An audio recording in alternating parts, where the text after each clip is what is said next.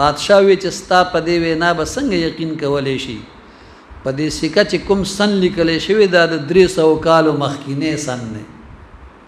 سکه باندې سن ډېر زوړ دی 300 کاله د دې سن شو ته خو ځوان سړی یو مونږ بوډاګان یو مونږ خو دا سکه تر اوسه پورې چرته نه ده لیدلې او ته وایې چې دا سکه زمونږ خپله سکه ده عجیبه خبره ده حضرت یملی خا ورته وفرمایل زه چې د تاسو نه کوم سوال کوم د هغې جواب ما ته صفا صفا راکوئ چې دا غوټه پرانیستی شي اول سوال یې دا وکړو چې ما ته ووایي چې دقیانوس بادشاه په څه حال کې بادشاه ورته وی چې اوس د هغه نوم او نشان هم پر وی زمین باندې نشته 100 کاله وړاندې په دې نوم یو ظالم او بې ایمانه بادشاه تیر شوی یملی خا ورته وی چې د تعجب خبره مونږ خو پرون د هغه د یرې نه د خپل ځان د بچ کولو په خاطر تښتېدلي او یوه شپه په منځ کې تېره شوه اوس زه رالم چې بازار نه د خوراک څه سامان خپلو ملګرو له یوسم او ته راته وې چې سونه کالونه تیر شوي دي زما ملګري په دې مخامخ غر کې په غار کې پټ ناست دي راځئ چې زه تاسو سره د هغې ملاقات وکړم بادشاه چې دا واورېدل نو د حکومت د شرفاو یو لوی جماعت د ځان سره کړ او د غار خولې له رالل د خلکو خبرې چې اصحاب کهف واورېدې نو پریشانه شو او دا ګمان یې وکړو چې یملی خا جوړ ګرفتار شو او دا دقیانوسي فوج زمونږ په تلاش کې غار ته راورسېده اصحاب کهف سر په سجود د الله په حضور کې په دعا شروع شو په دې کې یملی خا د نورو خلکو سره غار کې داخل شو او د اصحاب کهف کیسې چې واورېده نو حاکم د افسوس چې دا ښار نومو د ملک نومو یا طرطوس نوم یو هغه حاکم پوه شو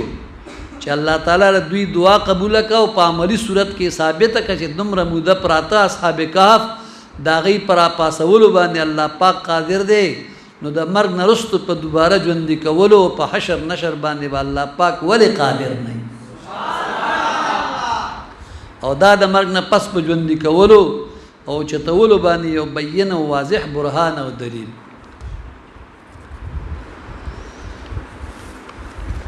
دغه حاکم بیدوسیس یا تندروس د غار دروازې ته راغی هغه ته یو صندوق میلاو شو چې هغه یې کولو که نو هغې کې یو تختۍ میلاو شوه چې په هغې باندې د اصحاب کهف نومونه او د سپي نوم لیکلی شوی او په هغې باندې لیکلی شوي چې دا جماعت د خپل دین د حفاظت په لحاظ د دقیانوس د خوف نه په دې غار کې پناه ګزین شوي وو په تختۍ ټول حالات لیکلی شوي د اصحاب کهف د نومونو ډېر خواص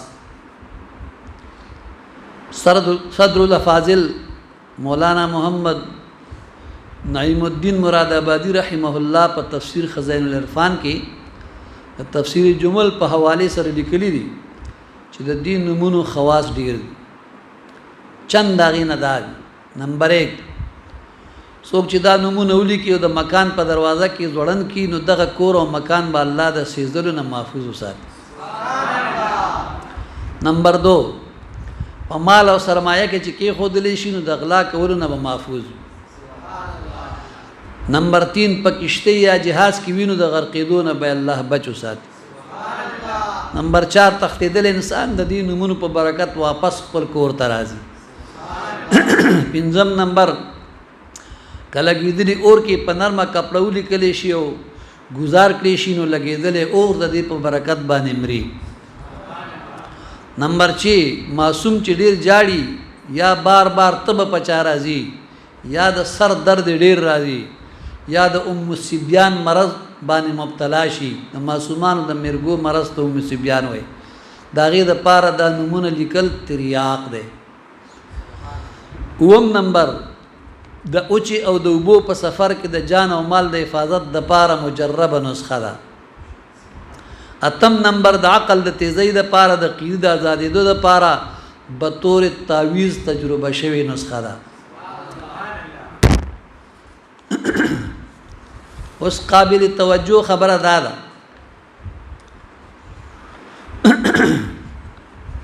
چې د عیسی علی السلام د امت د اولیاء کرامو دا شان چې دا غوی د نمونو په وسیله سره الله تعالی مخلوق د آفتونو بلاګانو نه محفوظ ساتي نو د نبی کریم صلی الله علیه وسلم د امت د اولیاء کرامو د نمونو به څومره برکت سبحان الله دغه نمونو په توفیل به مخلوق خدا د څومره بلاګانو او مصیبتونو نه محفوظ راځي چې یا شیخ عبدالقادر جیلانی شیخ الله وی یا وی چې الهی بحق شکر گنج شاه نگهدار ما رازی دزدان را الهی خیر گردانی بحق شاہ جیلانی یا امام شاہ نقشبند بلا گردان رحمت اللہ تعالی علیہ دا سی نور دا اولیاء اللہ طرف تا چی انسان توجه شي دا غي نمونه الله ته په وسیله کې پیش کی ډېر لوی مشکلات په اساني بس خبره ده چې دقیانوس یو نو په زرګونو دقیانوس په دې دنیا راغلي دي شتا او رابشي دغه دقیانوس خپل دامن عقیدت بچ ساتل ضروری دي او د الله والا په غار راحت کې پناه اغستل ضروری دي د الله ر دوستانو په لاسونو کې خپل لاسونه ورکړي او دنیا او آخرت دواړه ځان له خسته کوي تفسیر خازن کې په جلد نمبر 3 صفحه 207 کې د اصحاب کهف نمونه داسې لیکلي دي چې مکسلمینا یملیخا مرتونس بینونس سارینونس زلوانس کشفیز طنونس او د سپینو می قطمیر دی او باز دا ذکر کړی دی یملیخا مکسلمینا کشفوطت کشافت یونس طب یونس آذرفت یونس یوانس بوس رحمهم الله وکلبهم قطمیر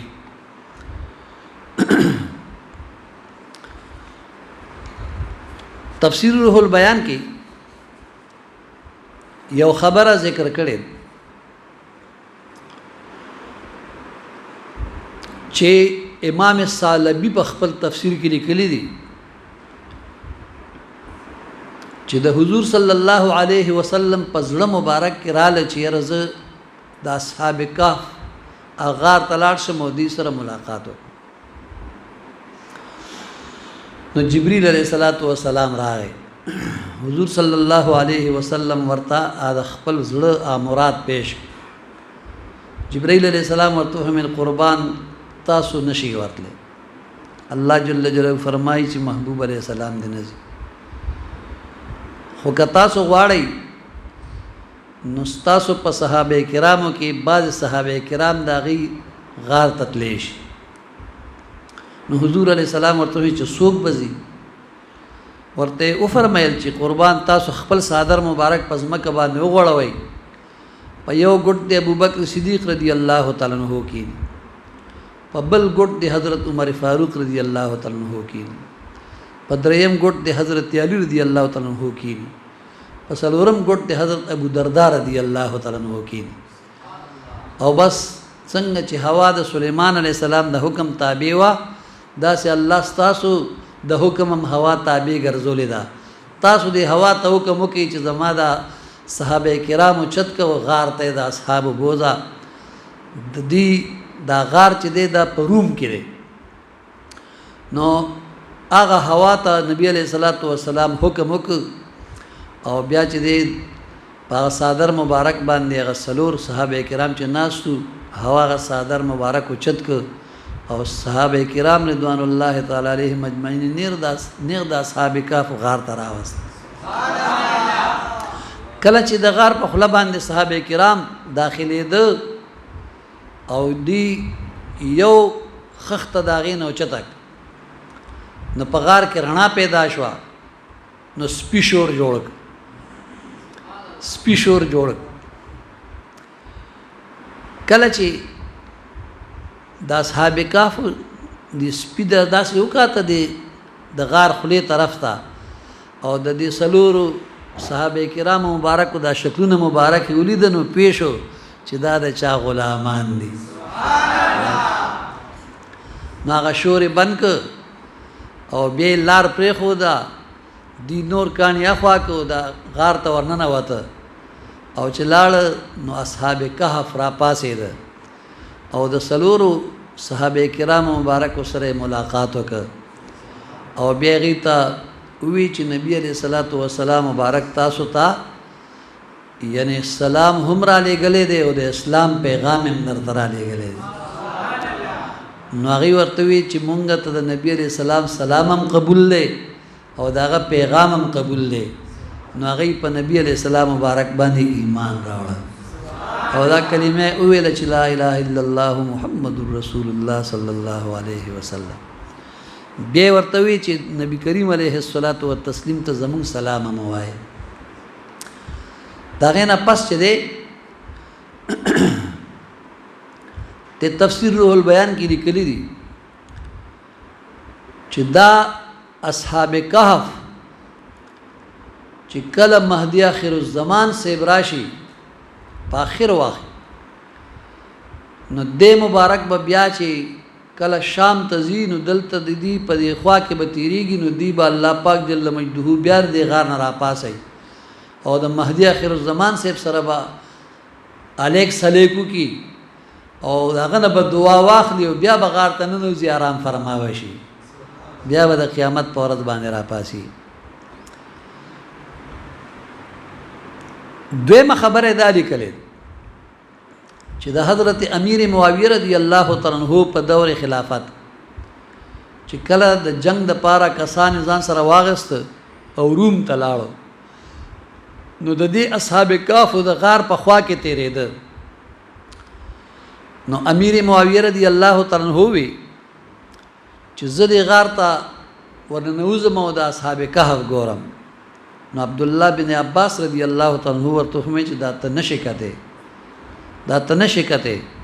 او خیال کوه ور نشې خو هغه په خپله خبره کلک ودرېده او وی چې زه ضرور دا کار کوم زه ورځم